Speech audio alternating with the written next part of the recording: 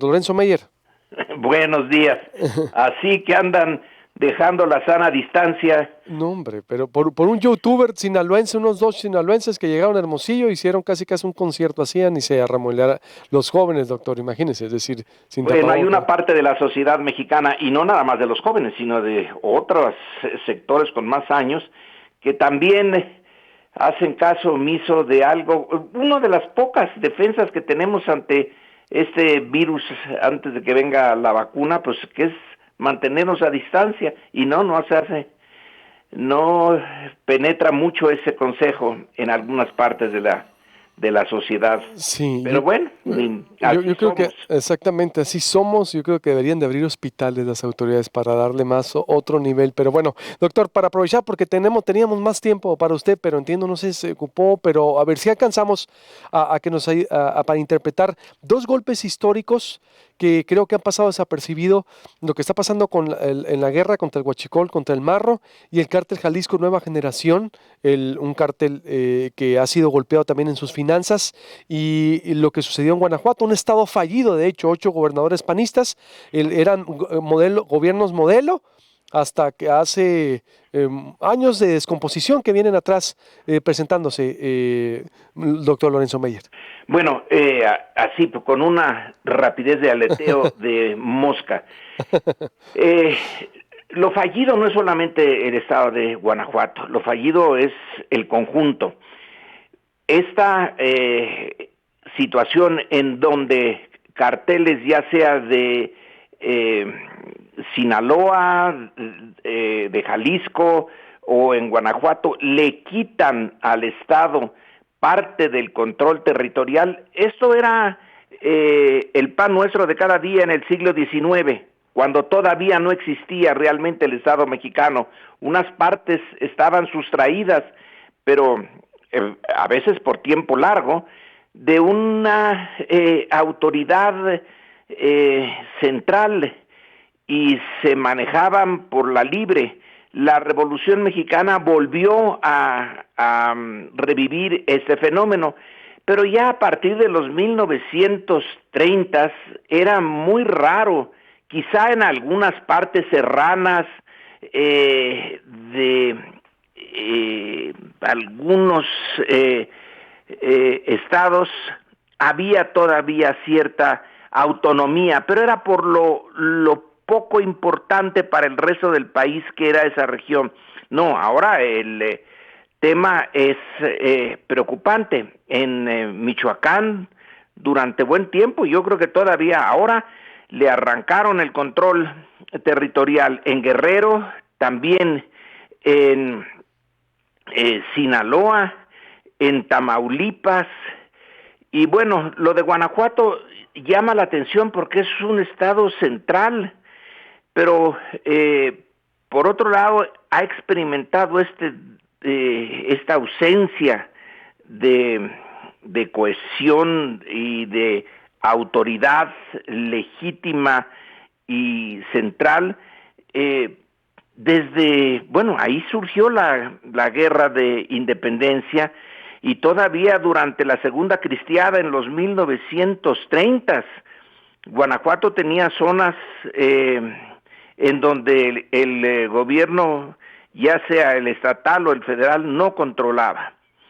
El hecho de que el Marro esté ahora, esperemos, no cantemos victoria antes de tiempo, esté en una etapa final, es por fin un avance que, si se logra en Guanajuato, que la tierra del Huachicol junto con partes de Puebla, empezará a reducir esas zonas de semi-independencia. Pero aquí, y ese es un elemento bien central en el diagnóstico, es que como se ha separado, ha tenido realmente una cierta autonomía esa región y las otras que mencioné, hay también un fenómeno muy profundo que es el apoyo que la sociedad les da, el que le da al cártel Santa Rosa de Lima o el que se le da en Sinaloa al cártel de esa región. En Tepito, aquí en la Ciudad de México, hay partes, Tepito tiene una cierta independencia desde hace mucho tiempo y son sectores de la sociedad que están hasta abajo, hasta la base, los que le sirven de apoyo. No es el único apoyo que tiene, desde luego, una organización criminal, pero es un apoyo muy significativo. ¿Cómo le lograron arrancar a la autoridad formal la lealtad y la ganaron para organizaciones criminales? Eso es lo que hay que explicar. Ese es un fallo que tiene raíces históricas hondas en cualquiera de esas regiones, en cualquiera. En Guerrero, bueno, ya ni qué decir, hace muchísimo tiempo que la sociedad de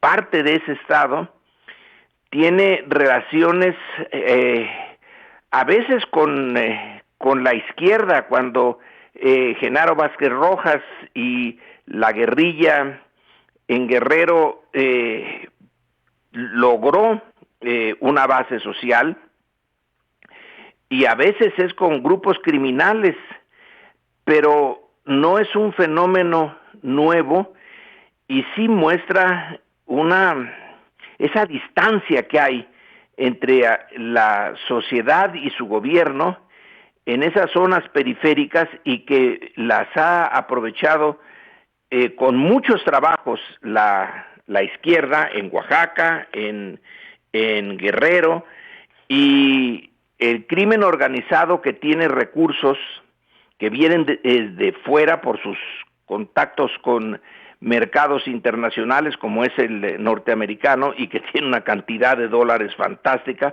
cosa que la izquierda nunca tuvo cuando llegó a penetrar en esas regiones.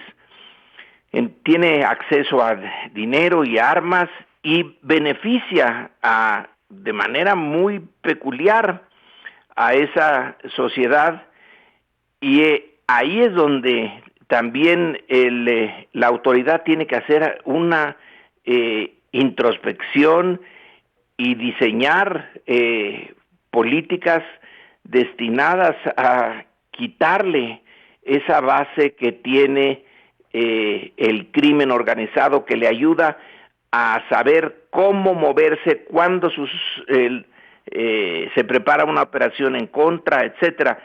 A veces tiene esa información de inteligencia porque ha penetrado los órganos del gobierno local o central y pagado por esa información, y a veces porque le llega desde abajo como cooperación. Y el punto ahora en Guanajuato es cómo volver a ganar la lealtad de la sociedad en esa zona que el cartel, basado en el huachicol y en una buena red de distribuidores clandestinos que le permiten tener una cantidad interesante de recursos, cómo hacerle para cortar esa liga. No es fácil, pero bueno, por ahora ahí parece que es un frente en donde va ganando el gobierno federal. Ojalá pudiéramos decir lo mismo del cartel Jalisco Nueva Generación, que es el que más preocupa ahora. Ese es el más grande, y por ahí no se ve todavía que vaya a ir retrocediendo esa organización. Acá en la Ciudad de México, los carteles locales están más o menos a la defensiva, pero el Jalisco Nueva Generación pareciera que no hay una ofensiva en su contra y que está operando cada vez en espacios mayores. Ese es el verdadero problema. Pero en fin, es una situación bien complicada que no puede permanecer por un tiempo largo así sin desgastar al gobierno central. Así como desgastó a Calderón, la 4T no se puede dar ese lujo. Tiene a la Guardia Nacional como su nuevo instrumento, pero es muy nuevo, es realmente nuevo cuando se dice, ya se creó la Guardia Nacional y no da resultados. Pues no, porque el tiempo aquí es un factor esencial y no está establecida en todas partes, ni tiene todos los efectivos, ni tiene toda la experiencia que se necesita para que una policía militarizada, que eso es la Guardia Nacional, llegue a tener un implante local lo suficientemente fuerte como para poder neutralizar el implante local que tienen los carteles. ¿Cuál sería el riesgo, doctor? Por ejemplo, bueno, Guanajuato, aunque al cártel sí le congelaron cuentas ya, ¿no? Es decir, hay cuentas congeladas con involucrados, es decir, hay unos detenidos con el cártel Jalisco Nueva Generación. Por lo menos Santiago Nieto ha hecho lo que no se le había hecho a ese cártel con el peñanietismo, por ejemplo. Bueno, y con el peñanietismo ni con el calderonismo. Sí. Sí, en eso de congelar las cuentas, es un avance enorme. Ahora necesitamos saber qué es lo que está haciendo la Fiscalía, porque bueno, se congelan las cuentas, pero ¿quién es el encargado de castigar a aquellos que tenían o que tuvieron las cuentas y que formaron esa red? No es Santiago Nieto, él no puede, no tiene esa capacidad. Entonces la otra parte de la autoridad, lo que era la antigua Procuraduría, que sirvió para maldita la cosa en el pasado, la Fiscalía todavía tiene que mostrar los dientes y que es una cosa muy diferente de la Procuraduría. Santiago Nieto es el que está mostrando una capacidad de acción con rapidez y con eficacia, pero es solamente parte de una maquinaria. La otra parte aún tiene que mostrarnos que está actuando con el mismo ritmo, con el mismo empuje que Nieto.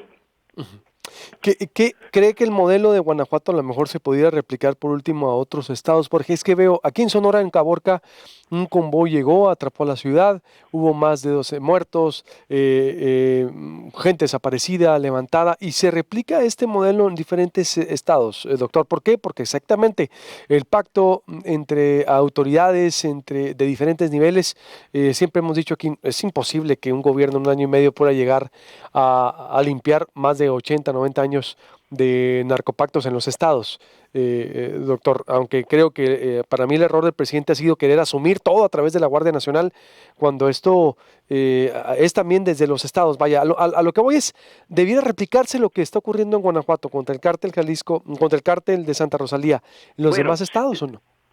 Santa Rosa de Lima. Santa Rosalía, pero Santa Rosa Lima.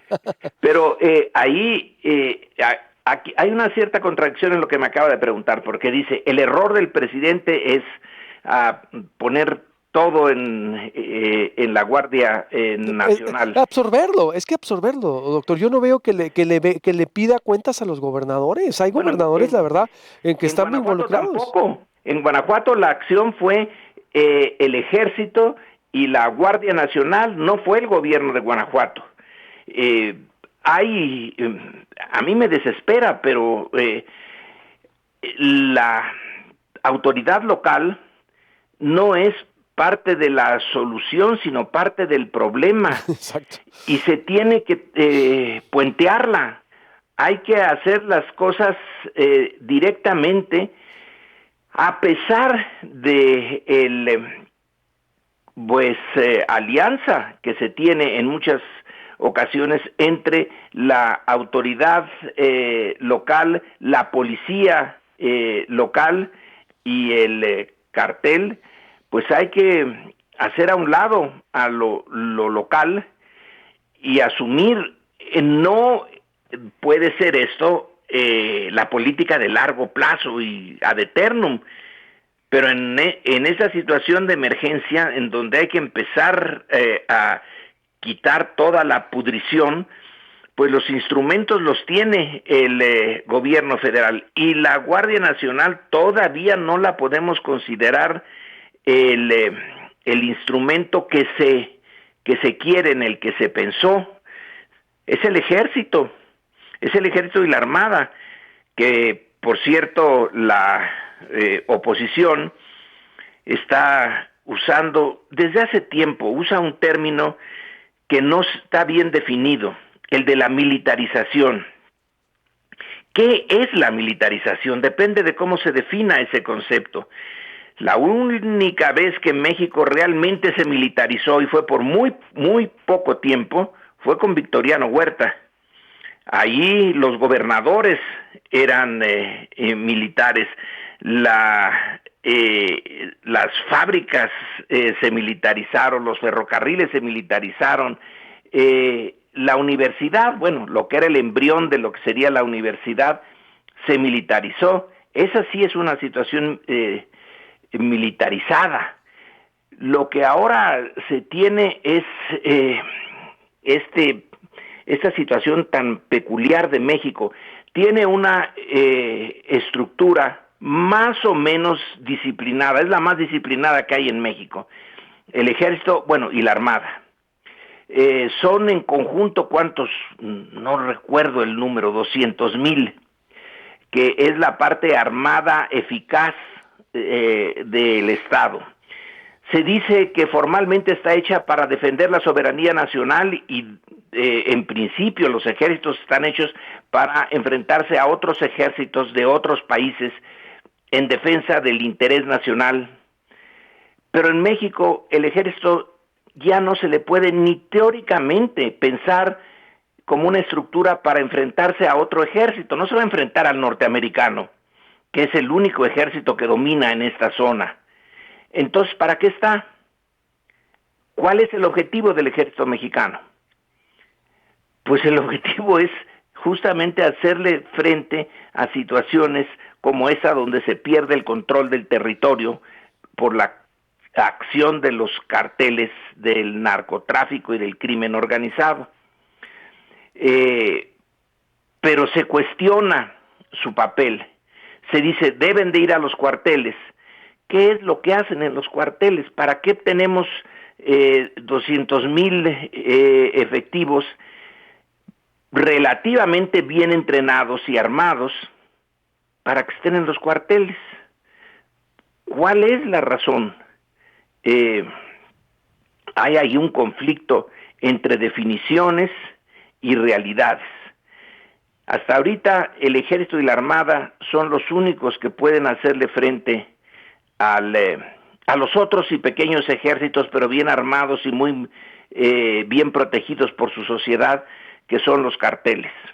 Hay que quitarles el dinero, eso es lo que se hizo en Guanajuato. Hay que ir directamente a arrestar a las células principales de esa organización y aguantar el ramalazo que viene como respuesta a esta operación, el cerrar carreteras, quemar vehículos, quemar gasolineras, etcétera. Aguantarlo y seguir adelante. Va a ser no sé cuánto tiempo lleve. Si esta operación de Guanajuato sigue adelante y se instrumenta en otros estados, no sé cuánto tiempo lleve. La Guardia Nacional va a ir sobre la marcha, adquiriendo experiencia e importancia, pero va a tomar tiempo y va a haber situaciones ambiguas y retrocesos. Pero pues yo no le veo ahorita otra salida. ¿O usted se la ve?